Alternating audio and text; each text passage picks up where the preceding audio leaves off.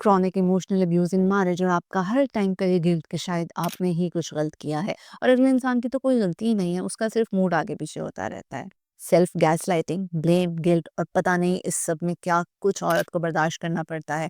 और ये emotional abuse सिर्फ किसी एक मोमेंट में नहीं होता। यहाँ पे कोई बड़ी फाइट हुई और अगले दिन आपने कह दिया कि मेरे हस्बैंड इमोशनली अब्यूजिव हैं। This is the psychological pattern जो पता नहीं कितने कितने सालों तक चलता रहता है और इस तरह से आपके हस्बैंड्स का ये पैटर्न बहुत ज़्यादा स्ट्रेंथन हो जाता है और एक पॉइंट पे आके आपको इतना कुछ बर्दाश्त करना पड़ता है कि आपको ये लगने लग जाता है कि शायद आप ही की सारी गलती है। अस्सलाम वालेकुम, I am Sayed Madina, clinical psychologist and relationship counsellor and I know कि इमोशनल अब्यूज़ दिखता नहीं है but it destroys you internally way too much. और अगर आप अपनी शादी में इमोशनल अब्यूज़ बर्दाश्त कर रही हैं, यू आर नॉट अलोन। ना जाने कितनी लड़कियों के, कितनी औरतों के डेली मुझे मैसेजेस आते हैं कि उनके हस्बैंड इमोशनली अब्यूजिव हैं और पता नहीं कितने कितने सालों से, लेकिन ना तो वो आइडेंटिफाई कर पा रही हैं और ना ही वो उनको ये कह पा रही हैं कि आप इमोशनल अब्यूजिव हैं। तो आज की इस वीडियो में मैं आपको वो साइंस बताऊंगी जिनको देख के ऑब्जर्व करके आप ये आइडेंटिफाई कर सकती हैं कि आपके हस्बैंड इमोशनली अब्यूजिव हैं और ये चीज़ आपकी मेंटल हेल्थ को किस तरह से डिस्ट्रॉय करती है। ये चीज़ आपको बहुत सालों बाद रियलाइज़ होती है, लेकिन तब तक आप उसको ठीक नहीं कर पाते। Sign number 1, gaslighting, blame shifting and confusion. मैंने ऐसा कब कहा? आप ही हर बार ऐसा करती हैं, या मेरी गलती तो नहीं थी, आपने ही बात शुरू की थी। इस तरह से करके आपके हर इमोशन और आपकी हर कही गई बात को डिनाई कर देना। इससे क्या होता है, आप खुद पे ही डाउट करना शुरू कर देते हो। लेट्स सपोज आप रो रहे हैं, आप कोई चीज़ शेयर कर रहे हैं और वो कह रहे हैं तुम ही ड्रामे करती हो या तुम्हारे ही किसी पिछले इमोशनल ड्रामा की वजह से मैंने ऐसे किया था। तो क्या होता है, इसकी वजह से आप बहुत ज़्यादा इमोशनल अब्यूज़ का शिकार हो जाते हो। गैसलाइटिंग इतनी ज़्यादा रिपोर्ट होती है कि मेरे हस्बैंड मुझ पे गैसलाइट करते हैं। अब गैसलाइट, ब्लेम और बाकी चीज़ों में फ़र्क होता है। अब हर चीज़ को भी आपने ये नहीं समझना कि ये गैसलाइटिंग है। आप जब थेरेपी में चीज़ें डिस्कस कर रहे होते हो तभी आइडेंटिफाई होता है कि पूरी सिचुएशन क्या है। अब ब्लेम शिफ्टिंग कब होती है? जब हर लड़ाई में, हर फाइट में सारा ब्लेम आप पे डाल दिया जाता है कि मैंने कब चीखा या मैंने कब शाउट किया, तुमने ये बात कही थी या तुमने मुझे ये वर्ड कहा था तो मैं प्रोवोक हो गया था।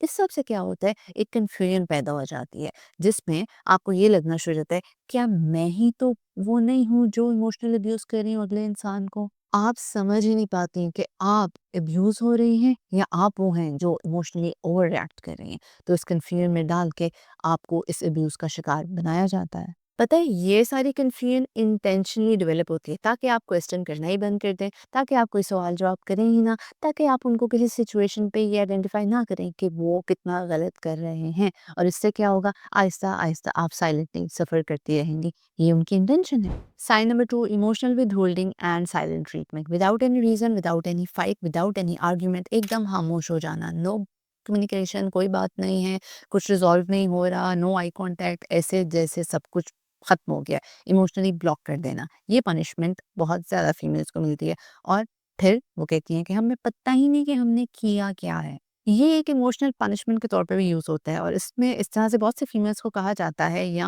उनका यही तासुर होता है कि आपको प्यार तभी मिलेगा जब आप एक अच्छी बीवी बनेंगी हमारे अकॉर्डिंग। और अब उनके अकॉर्डिंग क्या है, सब कुछ उनकी मर्ज़ी के मुताबिक। तो ये इमोशनल अब्यूज़ के अलावा एक ओवर कंट्रोल भी है जो वो आपके ऊपर रखना चाह रहे हैं। इसमें क्या होता है कि आपको लगता है सारी गलती आपकी और विदाउट एनी रीज़न आप माफ़िया माँगते रहते हो, तलाफ़ियाँ माँग करते रहते हो और फिर ऐसे ट्रीट किया जाता है आपको कि सारी गलती आप ही की है। Sign number 3, isolation and emotional dependency. फिर एक और ख़वातीन की शिकायत के हस्बैंड चाहते हैं कि सिर्फ हम उन्हीं की होके रह जाएँ, अपनी पिछली फैमिली से, अपने पेरेंट्स से कोई ताल्लुक ही ना रखें, ना ही दोस्त बनाएँ। तो फिर ऐसे में हस्बैंड्स क्या करते हैं कि आपकी फैमिली ने मुझे अच्छे से ट्रीट नहीं किया, आपका वो दोस्त बुरा है, आपका वो दोस्त आपको भड़का रहा है या मुझे नहीं पसंद कि आप अपनी उन दोस्तों से मिलें। इससे क्या होता है, वो आपको आइसोलेट करना चाहते हैं। ये भी इमोशनल अब्यूज़ की एक अ, फॉर्म है। ये आइसोलेशन टेक्टिक्स हैं कि आपको इमोशनली कट ऑफ कर दिया जाता है और वो इंसान जो आपको इमोशनली अब्यूज़ कर रहा है वो चाहता है कि आप सिर्फ उसके ऊपर इमोशनली ओवर डिपेंडेंट हो जाएँ। और जब आप उसके ऊपर इमोशनली ओवर डिपेंडेंट हो जाएँगे तो क्या होगा? वो आपके ऊपर बहुत ज़्यादा कंट्रोल कर लेगा।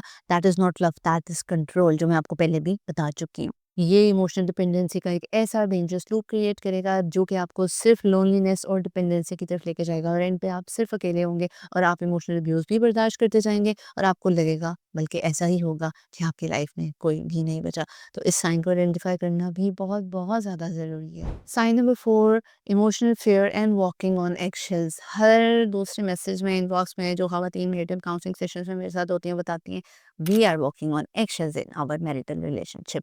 हर वक़्त का डर, उन्हें ये बुरा ना लग जाए, वो क्या कहेंगे या फिर उन्हें ये बात बुरी लग गई तो वो मुझे ये नहीं करने देंगे। ये क्या है? ये एक इमोशनल फ़ियर है। इस फ़ियर का लूप एकदम इतना ज़्यादा बढ़ता जाता है कि आपको अंदाज़ा भी नहीं होता और आपको ये लगता है, बल्कि ऐसा ही होता है कि आपकी ज़िंदगी का कंट्रोल और रिमोट कंट्रोल किसी और के हाथ पे है।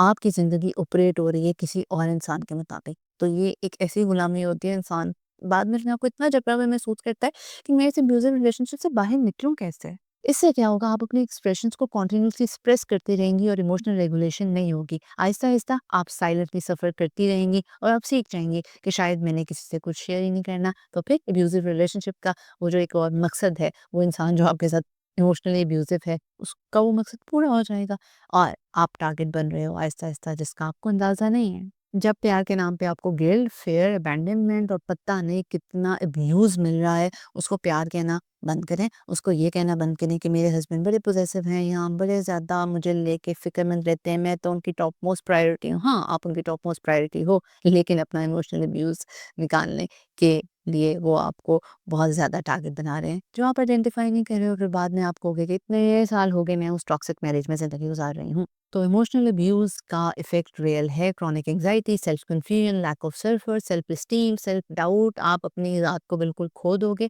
तो इससे क्या होगा, आपकी ज़ात की तबाही ही होगी।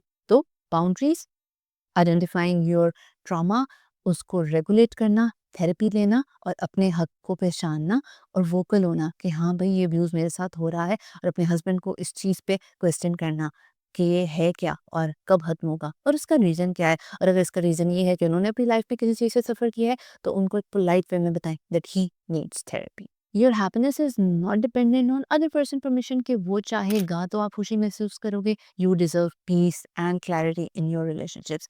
So I hope so. This video was helpful enough for you. और अगर किसी चीज़ ने आपको हेल्प आउट किया है या आप जानते हो कि कोई ऐसी खातून है, ऐसी कोई लेडी है जो इस या बहुत ज़्यादा लेडीज़ हमारे इर्द गिर्द ऐसी हैं जो इस चीज़ से सफ़र कर रही हैं, ये वीडियो उनके साथ ज़रूर शेयर कीजिएगा। कोई क्वेश्चन है, कोई क्वेरी है, कमेंट सेक्शन में ज़रूर पूछिएगा। चैनल को सब्सक्राइब नहीं किया, कर लें, बेल आइकन पे क्लिक कर लें, because I often talk about emotions, marital relationships and everything related to mental health and relationships. I am Saira Ahmed, clinical psychologist. जब तक मेरी नेक्स्ट वीडियो आती है, अपना बहुत ज़्यादा ख्याल रखिएगा। जो भी ख़वातीन इमोशनली अब्यूज़िव रिलेशनशिप में रह रही हैं, प्लीज़ उसको आइडेंटिफ़ाई करें और उस रिलेशनशिप से बाहर निकलने की कोशिश करें। मेरा कहने का मकसद ये नहीं है कि शादी ख़त्म कर दें, लेकिन जो अब्यूज़िव रिलेशनशिप है, उससे बाहर आके हेल्थी रिलेशनशिप की तरफ परवान चढ़ाएँ अपनी शादी को। आई होप सो उर्दू ठीक थी। अगर नहीं ठीक तो कमेंट सेक्शन में ज़रूर बताइएगा। अपना ख़्याल रखिएगा। अल्लाह हाफ़िज़।